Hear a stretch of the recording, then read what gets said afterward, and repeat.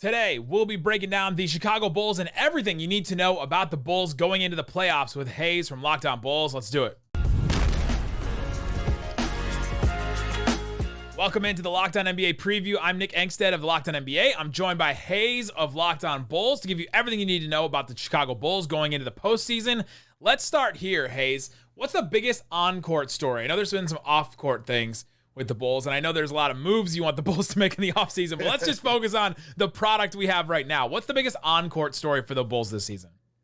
Their lack of consistent heart. That's just really it. Like they don't give the consistent level of effort all the time. When they give it, they look great, and they look like they could beat anybody when they do it. But like just over the course of the season, in big games, and anytime they've had a chance to go over 500 or anything like that, they always seem to crap the bed. And so like that's just the team. They just have not had the level of heart and being able to respond to adversity enough over the course of the season to me.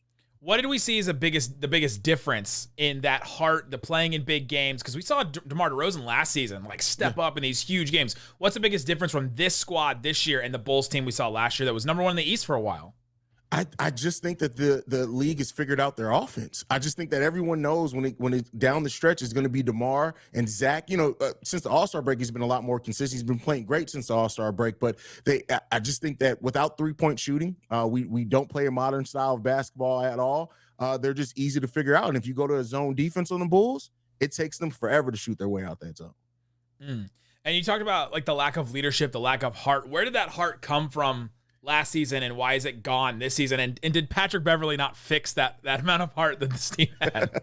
I think last season, having Lonzo helped a lot, but I also think that this team just had a different edge. It was their first year coming together, and I think that what they went through after the All-Star break last year, where they won only 8 out of 33 games on the second half of the season, it really, I don't know if it messed up, it got in their heads or whatever. And then this season, every time they start facing some adversity, they get out of their offense. They don't give the effort on defense. They jack up bad early shots in the shot clock. And so that's really hurt the Bulls. Now, Pat Bev did fix a lot of it and help fix some of it. Once he came back, we were we went on 10-4 stretch at first when Pat Bev came back. But then once again, it seems like teams have adjusted now and the Bulls are still trying to figure it out. Talk me through the playoff rotation for the Bulls. Let's say we'll start with just the one play-in game because that's where they're starting. But who do you expect to see in this game? And is there anyone on the bubble that you're looking to see if they get playoff minutes or not? I'm really looking at, as far as on the bubble, Andre Drummond. His minutes has been all inconsistent this season. He has some games where he'll play 18 to 20 minutes, and then randomly one game he'll get 6 minutes. And so I think in the game that we're facing the Toronto Raptors and their length and Jakob Poeltl and what he's done to the Bulls over his career, I think Andre Drummond has the chance to be an X factor for the Bulls. As far as the rotation, I don't expect anything to change. I think Billy Donovan is going to keep going with that small lineup that has Alex Caruso at the 4. And, another X factor, I guess, is Patrick Williams as well. Does he play well enough to where Billy Donovan is going to trust him down the stretch and keep his size in shooting? He's our best three-point shooter. Is he going to keep him in the game when we need that size? What are the biggest strengths and weaknesses of the Bulls? So basically, how do they win games and how have they lost games this season? Oh, man.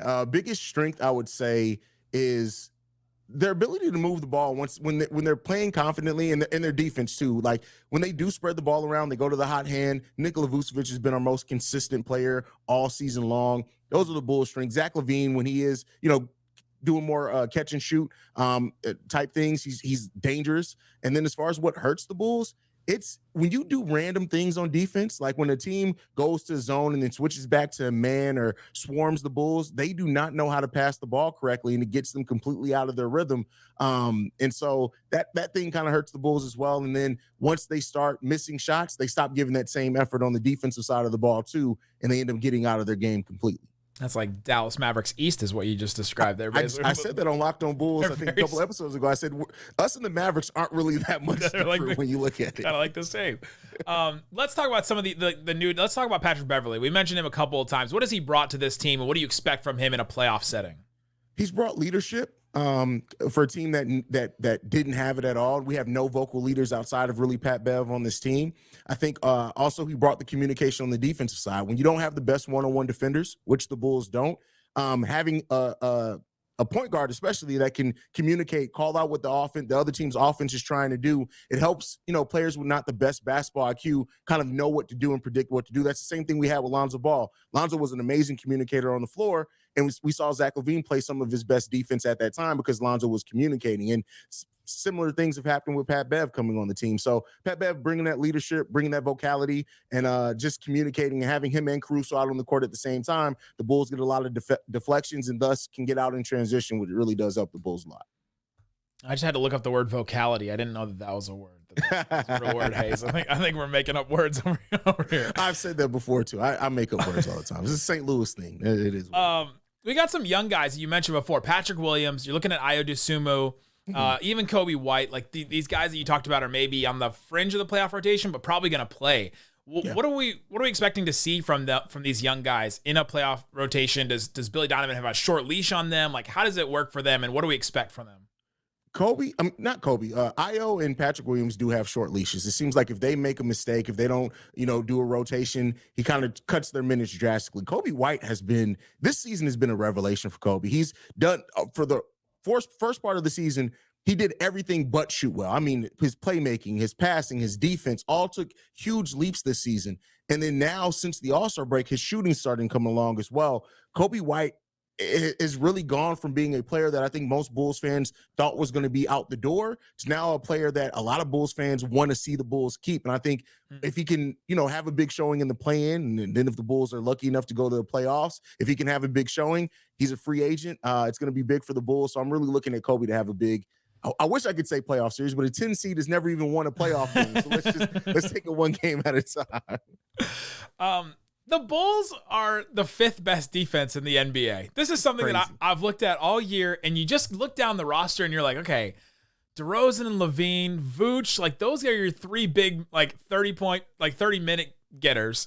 How is this team 5th in defense? Walk me through how this team with this roster, these guys, is it literally just Alex Caruso's the best defender in the NBA or maybe the best guard defender? Like, how is this team 5th in defense? I think because we have good defenders.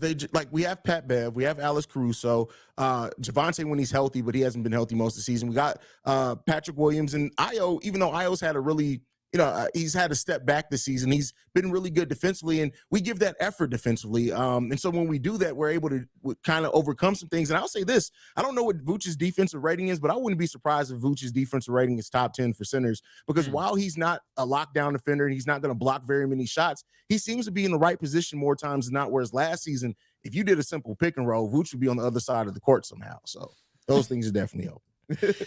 And then Alex Caruso at that point of attack, right? I mean, Alex Caruso is well point of attack. He makes stuff really hard for people. The Bulls right now, let's just look at the play-in game. They're +5 against the Raptors, so a 5-point underdog according to FanDuel. What has to happen for the Bulls to win this game? Let's just start with that for the Bulls with just the one game, because like you said, 10 seed. I'll say this. They have to rebound the ball as a team, and that allows them to get out in transition and try to attack the Raptors defense before they set up. If you let that Raptors defense with their link set up, it makes it difficult for DeMar to get to work because he only scores in the mid-range. It just makes things difficult. So play solid defense, get the 50-50 balls, try to force turnovers. But specifically, if the Bulls can defensively rebound the ball well, keep the Raptors from getting second chance points while also getting out in transition themselves, it's going to make it a lot easier for the Bulls to score the way that they score. Looking at this Raptors team, and you know the Bulls so well, is there something about the Raptors that really makes you nervous? Like you're like, I'm not sure how we guard this guy or how we score against this guy, or what are you thinking? Jakob Poeltl. That's it. Against the Bulls in his career, I think it's like 16 games against the Bulls. He averages 17 points, almost 11 rebounds, and it's like 4 assists on almost 70% shooting, something wild like that. And he kills the Bulls. His whole career, he's killed the Chicago Bulls. So I'm definitely worried about that. And I would also say OG Anunoby, because I think OG really guards DeMar well, and DeMar has problems with OG's length. So those are the 2 players I'm looking at. If you had to make a prediction of how the game goes, not necessarily a win or a loss, but just how the game goes, what do you expect from the Bulls versus Raptors? I'm going to quote one of my favorite movies, and that is Rocky. I think it's Rocky 3. Pain. That's going to be a painful game for the Chicago. What are the expectations for Bulls fans? Like, it sounds like you don't think that they're going to win this game, but what are expectations for Bulls fans, for the front office? Like, does the team think like, hey, we're a playoff team in waiting? I think the team does have that confidence, and that's why it's so perplexing that, you know, when it's like adversity games where you have to kind of dig in, they don't get those wins, because I do think they have a lot of confidence going into this. I think Pat Bev is confident. I think DeMar DeRozan really wants to shine in Toronto, where he played most of his career at. And as far as the front office, like AK said, our GM after we didn't do anything at the trade deadline, just talked about our 3-point shooting and the fact that it was going to come around. And literally that game, we went like 3 of 27. So I think they're confident in it. It is like, I love this team. And I do think that the Bulls, they've shown that they can beat anyone. But the problem is they've shown that they can lose to anyone equally. So, you know, the expectation, I think, is just to see the team compete and play with heart. And I think that that's what the city of Chicago wants to see from this team. And if they do, even if it isn't a loss, we'll take it. With how up and down the season's been, I think we'll take it. But the Bulls can win this game. I know I kind of sound negative. The Bulls can. I'm giving them a 50-50 chance. It's just I don't know which Bulls are going to show up. And that's the thing. At this point in the season, I would feel more confident if I could say that I know this team's going to show up this way for this game.